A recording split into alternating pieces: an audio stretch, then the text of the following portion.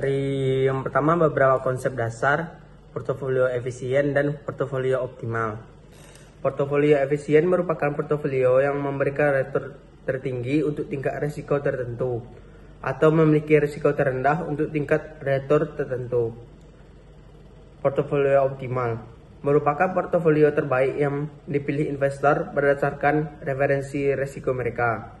Berbeda bagi setiap investor karena tergantung pada toleransi risiko masing-masing. Yang kedua, fungsi utilitas dan kurva indiferen.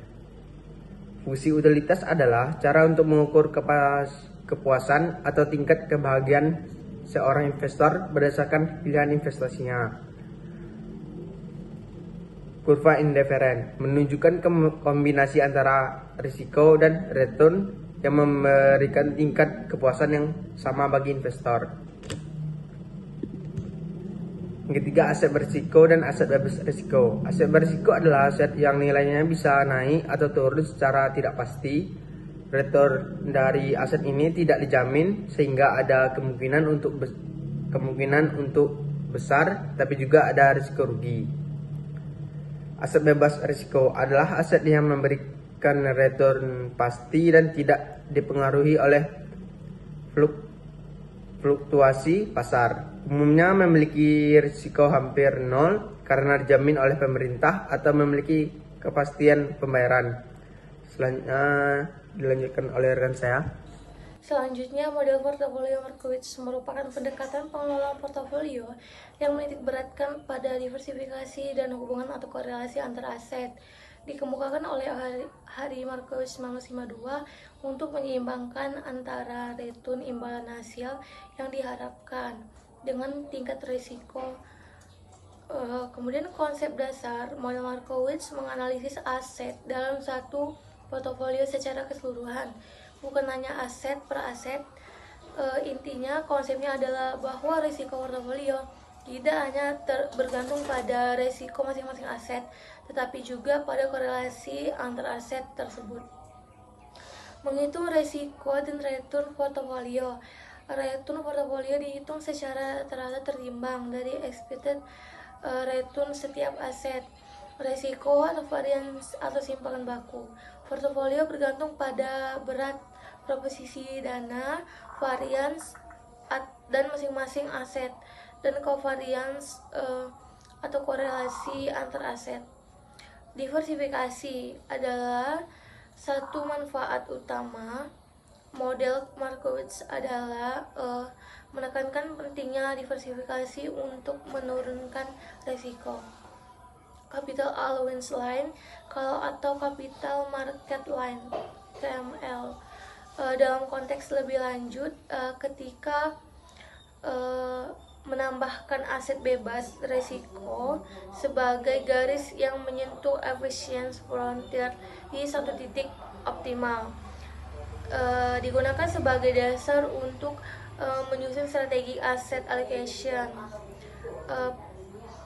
Praktikum pemilihan portofolio. Perhitungan yang lebih detail membutuhkan data historis atau perkiraan ke depan untuk return risiko dan korelasi antar aset. Kemudian memilih portofolio optimal. Kombinasi aset yang memberikan tingkat return tertinggi, risiko terendah, atau sebaliknya risiko terendah untuk tingkat return tertentu. Dihitung menggunakan estimasi expected return, risiko atau simpangan baku atau variance, dan korelasi antar aset.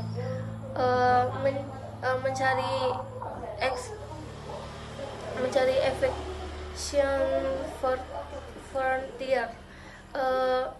Efficient frontier adalah himpunan atau kurva portofolio optimal yang menawarkan kombinasi terbaik antara expected return dan risiko. Setiap titik kurva ini menunjukkan portofolio dengan risiko dan return tertentu yang tidak dapat dikalahkan oleh portofolio lain. Contoh kurvanya dapat kalian lihat di sini. Kemudian sumbu X itu merepresentasikan risiko, simpangan baku, standar deviasi. Kemudian sumbu vertikal Y itu merepresentasikan return. Di luar kurva ini kita akan menemukan portofolio yang tidak efisien, artinya bisa digantikan oleh portofolio lain yang lebih baik dalam kombinasi resiko dan return. Selanjutnya akan disampaikan oleh rekan saya. Baiklah, materi selanjutnya itu investor bisa menginvestasikan dan meminjam dana bebas risiko. Dalam model Markowitz, sebagaimana telah dibahas di atas, investor bisa menentukan pilihan portofolio optimal dari berbagai pilihan portofolio yang ada pada garis portofolio yang efisien. Akan tetapi, model Markowitz tersebut membatasi pilihan investor hanya pada portofolio yang terdiri atas aset berisiko. Padahal dalam kenyataannya, investor bebas memilih portofolionya yang juga terdiri atas aset bebas risiko. Dalam teori investasi, terdapat aset bebas risiko, yaitu aset yang memberikan return pasti dan tidak memiliki risiko default, seperti obligasi pemerintah. Investor memiliki dua pilihan dalam mengelola dana terkait aset bebas risiko. Yang pertama yaitu menginvestasikan dana pada aset bebas risiko. Investor yang tidak ingin mengambil risiko tinggi dapat menempatkan uangnya pada aset bebas risiko untuk mendapatkan return yang stabil. Yang kedua itu meminjam dana dengan tingkat bebas risiko. Jika investor yakin dapat memperoleh return lebih tinggi dari aset berisiko, mereka dapat meminjam dana dengan tingkat bunga bebas risiko untuk meningkatkan investasi di aset yang lebih menguntungkan. Selanjutnya itu mengidentifikasikan efisiensi set. Dengan investasi dan meminjam pada tingkat bebas risiko, efisiensi set atau himpunan portofolio efisiensi adalah kumpulan portofolio yang memberikan return tertinggi untuk tingkat risiko tertentu atau memiliki risiko terendah untuk tingkat return tertentu. Dengan adanya aset bebas risiko, investor dapat mengkombinasikan investasi di aset bebas risiko dan aset berisiko untuk mendapatkan portofolio terbaik. Dalam konteks ini, kita menggunakan konsep capital market line atau CML yang menggambarkan hubungan antara return dan risiko jika investor bisa berinvestasi atau meminjam pada tingkat bebas risiko. Semua portofolio optimal berada di garis ini.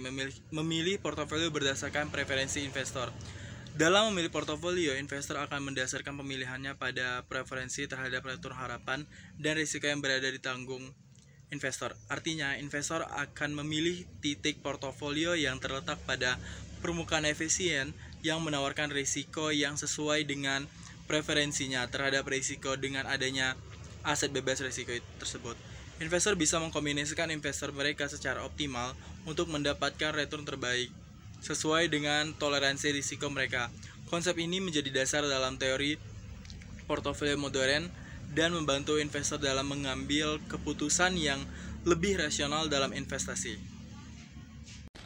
Materi selanjutnya yaitu teknik penentuan batas efisien. Model indeks tunggal digunakan untuk menentukan portofolio optimal dengan mempertimbangkan hubungan antara sekuritas dan indeks pasar.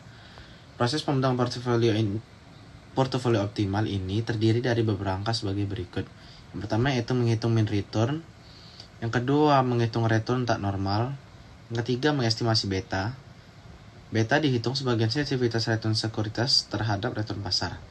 Yang keempat menghitung risiko tidak sistematis.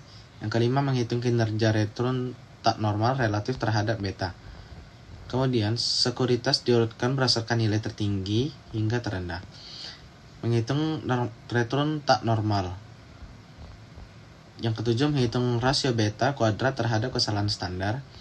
Yang kedelapan menjumlahkan hasil secara kumulatif. Yang ke-9 menghitungkan nilai C.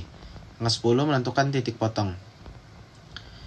Hanya sekuritas dengan yang dimasukkan ke dalam portofolio optimal. Yang selanjutnya itu adalah pemilihan portofolio. Menentukan titik potong C dalam portofolio optimal. Langkah pertama dalam pemilihan portofolio adalah menentukan titik potong untuk memilih sekuritas yang akan dimasukkan ke dalam portofolio optimal. Titik ini ditentukan berdasarkan hubungan antara risiko pasar dan tingkat pengembalian aset bebas risiko. Sekuritas memiliki karakteristik tertentu akan dipilih. Tanpa short selling, hanya sekuritas tertentu yang masuk ke dalam portofolio. Dengan short selling, lebih banyak sekuritas bisa dipertimbangkan, termasuk yang dapat diperjualbelikan meskipun belum dimiliki. Yang kedua yaitu penentuan bobot. Investasi dalam portofolio setelah sekuritas terpilih. Langkah berikutnya adalah menentukan beberapa persen dana yang dialokasikan ke masing-masing aset. Tanpa short selling, semua investasi bersifat normal, artinya hanya membeli sekuritas yang dipilih. Dengan short selling, bisa terjadi pembelian dan juga penjualan sekuritas yang belum dimiliki dengan harapan harga akan turun. Bobot investasi ini bertujuan untuk memperoleh kombinasi portofolio terbaik sesuai dengan preferensi risiko investor. Yang ketiga yaitu penyusunan batas efisien atau efisien frontier. Setelah bobot ditentukan, portofolio yang sudah disusun kemudian dipetakan dalam sebuah kurva yang disebut batas efisien. Kurva ini menunjukkan kombinasi investasi yang menghasilkan pengembalian optimal untuk tingkat risiko. Tanpa short selling, portofolio hanya terdiri dari sekuritas yang dibeli secara normal. Dengan short selling, portofolio bisa lebih fleksibel, termasuk dengan strategi menjual aset tertentu sebelum membelinya kembali. Atau dengan model lain seperti modal indeks tunggal, juga bisa digunakan untuk menyusun portofolio yang lebih efisien dengan mempertimbangkan faktor risiko dan return secara lebih praktis. Materi selanjutnya akan disampaikan oleh rekan saya. Model ketetapan harga kapital (CAPM) merupakan suatu model yang menghubungkan tingkat return harapan dari suatu aset berisiko dengan risiko dari aset tersebut pada kondisi pasar yang seimbang. CAPM didasari oleh teori portofolio yang dikemukakan oleh Markowitz. Berdasarkan model Markowitz, masing-masing investor diasumsikan akan mendiversifikasikan portofolionya dan memilih portofolio yang optimal atas dasar preferensinya terhadap return dan risiko. Di sini ada beberapa asumsi lain dalam CAPM yang dibuat untuk menyederhanakan realitas yang ada sebagai berikut. Yang pertama itu ada semua investor mempunyai distribusi probabilitas tingkat return di masa depan yang identik. Yang kedua, ada semua investor mempunyai satu periode waktu yang sama, misalnya 1 tahun. Yang ketiga itu ada semua investor dapat meminjam atau meminjamkan uang pada tingkat return yang bebas risiko. Yang keempat itu tidak ada biaya transaksi. Yang kelima, tidak ada pajak pendapatan. Tidak ada inflasi. Yang ketujuh, terdapat banyak sekali investor. Yang kedelapan, pasar dalam keadaan seimbang. Selanjutnya itu ada portofolio pasar. Yang dimaksud dengan portofolio pasar merupakan portofolio yang terdiri dari semua aset berisiko dan semua aset berisiko dan juga merupakan portofolio optimal. Apa yang bisa dijadikan ukuran portofolio pasar? Berdasarkan model CAPM, portofolio pasar seharusnya meliputi semua aset berisiko yang ada, baik itu aset finansial, obligasi, opsi, future, dan sebagainya, maupun aset real, emas, real asset. Tetapi dalam kenyataannya, hal itu sulit dilakukan karena jumlahnya yang banyak sekali dan tidak mungkin diamati satu persatu. Untuk diperlukan suatu proksi portofolio pasar yang bisa diwakili oleh portofolio yang terdiri dari semua saham yang ada di pasar. Baiklah, itu saja materi yang saya sampaikan. Saya akan lanjutkan kepada rekan saya. Materi selanjutnya yaitu garis pasar modal. Garis pasar modal atau capital market line atau CML adalah garis yang menunjukkan hubungan antara resiko total atau standar deviasi dan return yang diharapkan dari portofolio yang efisien dalam teori portofolio modern. CML menghubungkan aset bebas risiko dengan portofolio pasar, di mana setiap titik pada garis ini mempresentasikan kombinasi optimal dari kedua aset tersebut. Persamaan CML menunjukkan bahwa return portofolio meningkat seiring dengan peningkatan risiko total. Berbeda dengan garis pasar sekuritas yang menggunakan beta sebagai ukuran risiko sistematis, CML hanya berlaku untuk portofolio efisien dan mempertimbangkan risiko total. CML membantu investor dalam memilih portofolio optimal yang memberikan return maksimum untuk tingkat risiko tertentu. Lalu selanjutnya, garis pasar sekuritas. Garis pasar sekuritas atau Security Market Line atau SML adalah garis dalam model Capital Asset Pricing Model atau CAPM yang menggambarkan hubungan antara risiko sistematis atau beta dan return yang diharapkan dari suatu aset atau portofolio. SML memiliki persamaan menunjukkan bahwa return suatu aset bergantung pada tingkat risiko sistematisnya relatif terhadap pasar. Berbeda dengan garis pasar modal yang mengukur risiko total dengan standar deviasi, SML hanya mempertimbangkan risiko sistematis yang tidak bisa didiversifikasi. Aset yang berada di atas SML dianggap undervalue karena memberikan return lebih tinggi dari yang seharusnya. Sedangkan aset yang di bawah SML dianggap overvalue. SML membantu investor dalam menilai apakah suatu aset memberikan return yang sebanding dengan resikonya. Lalu yang selanjutnya adalah estimasi beta. Estimasi beta adalah proses menghitung sensitivitas return suatu aset terhadap return pasar yang mencerminkan tingkat risiko sistematisnya.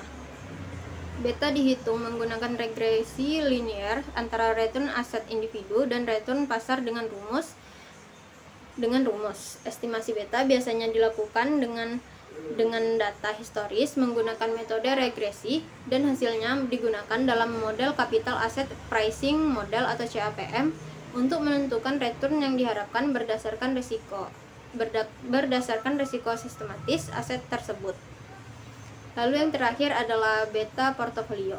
Beta portofolio adalah ukuran risiko sistematis dari suatu portofolio investasi yang dihitung sebagai rata-rata tertimbang dari beta masing-masing aset di dalamnya. Beta portofolio menunjukkan seberapa sensitif return portofolio terhadap pergerakan pasar. Investor menggunakan beta portofolio untuk menilai tingkat risiko sistematis dari investasi mereka dan menyesuaikan strategi alokasi aset guna mencapai keseimbangan antara risiko dan return yang diinginkan. Selanjutnya akan dilanjutkan oleh rekan saya. Materi selanjutnya itu adalah pengujian terhadap CAPM.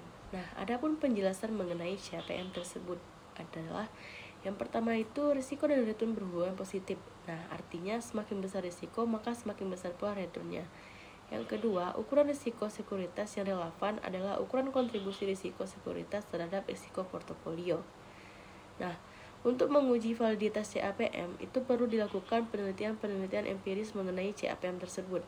Nah, jika CAPM itu valid, maka hasil penelitian empiris yang dilakukan akan menunjukkan bahwa return yang terjadi akan sama dengan estimasi return dengan menggunakan CAPM.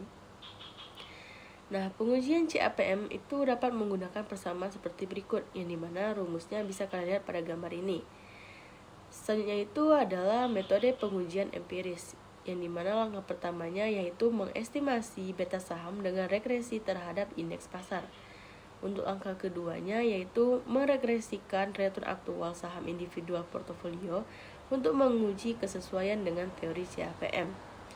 Nah, untuk terhadap beta, adapun masalah utama pengujian CAPM, yang dimana masalah utamanya itu adalah bagaimana memformulasikan sesuatu yang belum terjadi berdasarkan data masa lalu.